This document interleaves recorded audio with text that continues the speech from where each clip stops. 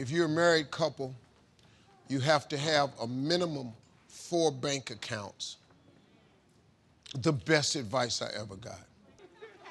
You need 4 bank accounts. If one person is working in the house or if 2 people work in the house, it don't matter. You need 4 bank accounts. You take your money, financial planner taught me this. You put both monies in one account. That account takes care of all necessary items: car notes, mortgage, rent, electric, gas, food, everything that maintains your lifestyle. The second account that you have is a savings account that requires 2 signatures to move. But out of every check, I don't care if it's $5, $10, or $100, you gotta agree to put something in that savings account. That money cannot be moved unless it has 2 signatures. Then the third and fourth account you need is her personal account and your personal account. You decide what the allowance is for each of the people.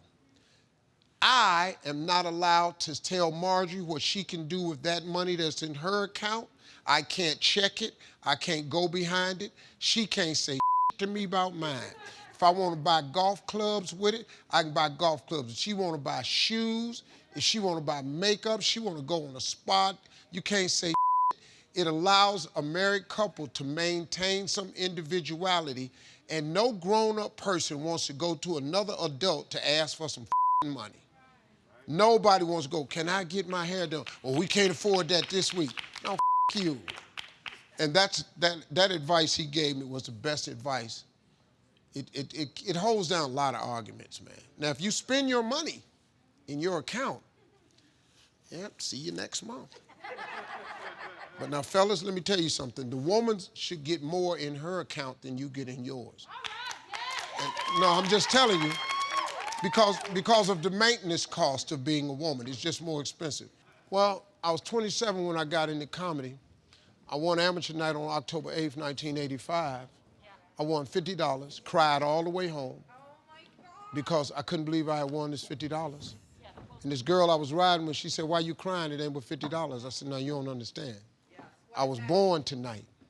I'm gonna go do this the rest of my life. She said, you won $50 and you gonna go do it the rest of your life? I said, I've been talking to God my whole life about what he want me to do. This is it.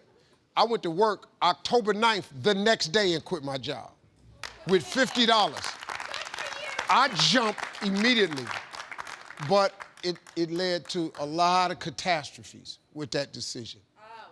You ended up homeless. I think being homeless kind of turned my life around because all the stuff my mother taught me as a Sunday school teacher that I wasn't listening to, I was hearing loud and clear because he had my undivided attention. God broke me down to get my attention because all I had was him. Because I had nothing else. I had no car, I had no money, I had no house. So I'm sitting up in here, man, I was paying real close attention to all the messages my mama had gave me over the years.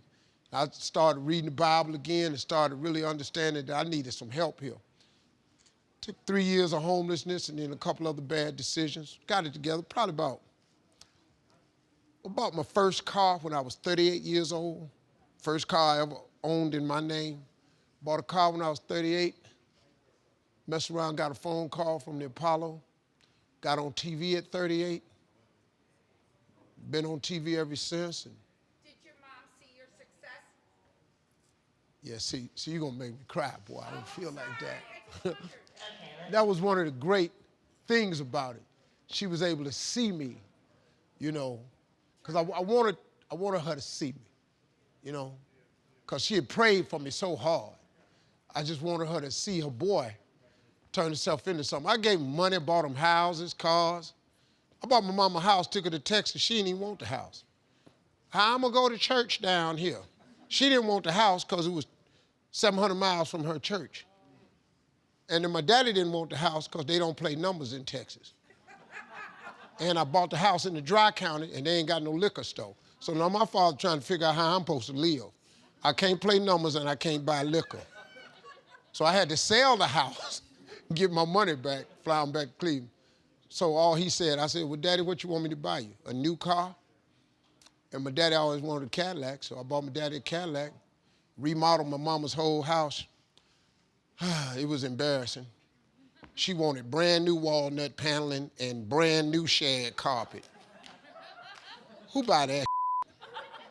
So that's what I ended up doing. Now, I was making enough mistakes. Nah, I didn't need that. It took me a long time to get here, but God had me on the route he wanted me on. I didn't always agree with the route.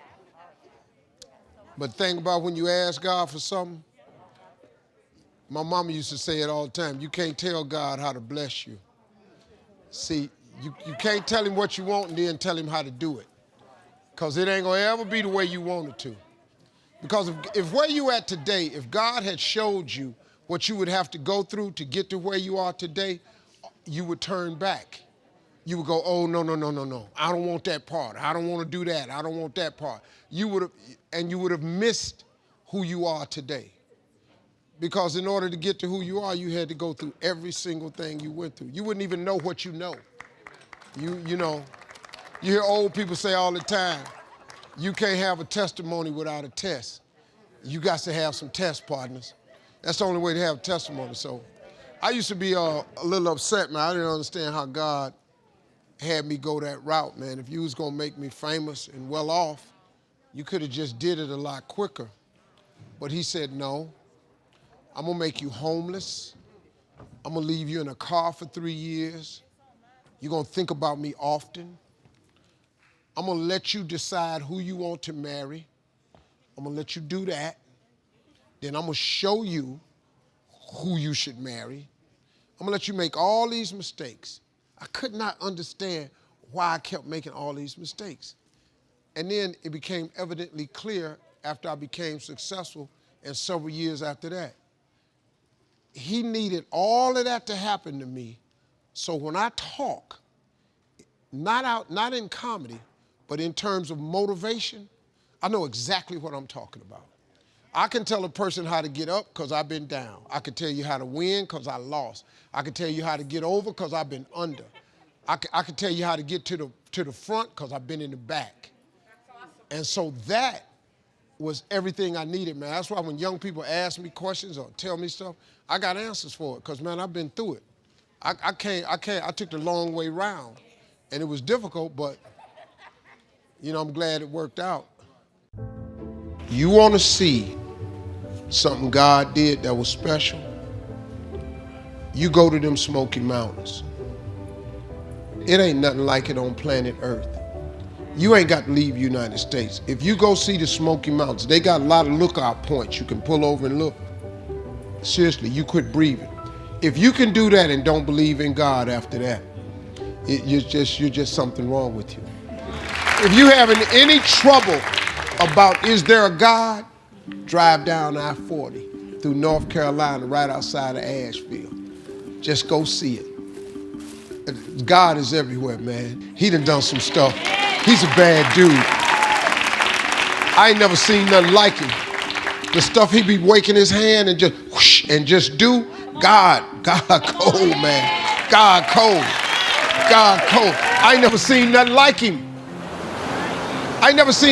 Just go look at the sky. When you leave here, go look at the sky. It's sunny. It was cloudy when you came in. It's sunny. Go look at the sky. Go see what he did today. He tripped. He out there, he do like that. Ain't no two clouds the same. He cold. He out there clowning today. When you go outside, you know how cool it was this morning? Go out there now and look up at the heaven. Don't take God for granted. Just go see, look up at the sky. God tripping, man. He out there tripping. He the coldest architect, author, artist. Go look at the sky today. Look what he did, man. I just wake up and see what he did. I got this huge tree outside my window at our house. So I wake up every morning about 5:15 at the latest, you know. It's the crack of dawn. I never set my alarm. I wake up automatically. Between 4:30 and 5:15, I'm gonna wake up. Because I got this huge tree and the birds roost in this tree. And as soon as the sun cracks, not daylight, just as soon as it breaks, they start singing. Them birds, man, got enough sense that, oh my goodness, here comes another day. Let me start singing about this. Hey man, if a bird got enough sense to sing every morning, what's wrong with us? How we waking up, man, and ain't grateful for that?